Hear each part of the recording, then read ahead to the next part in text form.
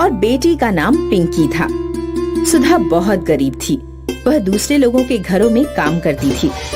सुबह को सुधा जल्दी से घर का काम खत्म करके काम पर जाने के लिए तैयार हो ही रही थी कि तभी उसका बेटा रोहित आ गया। माँ, मुझे दूरबीन चाहिए। ठीक है, ले आएंगे दूरबीन भी। माँ, आप हर बार ऐसा ही करती हो, मुझे झूठ बोलकर बहका देती हो। मुझे आज ही दूरबीन चाहिए। रोहित, तू इतना बड़ा हो गया है और घर की हालत नहीं देखता। बस तुझे अपना ही रहता है कि कभी ये दे दो, कभी वो दे दो। मैं तुम्हारा पेट भरूं या शौक पूरे करूं? सुधा मन में दुख और चेहरे पर गुस्सा लेकर काम करने चली गई, क्योंकि सुधा को अपने बच्चे की इच्छा पूरी ना कर पाने का दुख था। इसलिए वह खुद से ही गुस्सा थी। रोहित की माँ जब से उसे डांट कर गई थी, तब से ही वह उदास बैठा था। पिंकी भी खेलती हुई वहाँ आ गई। भैया,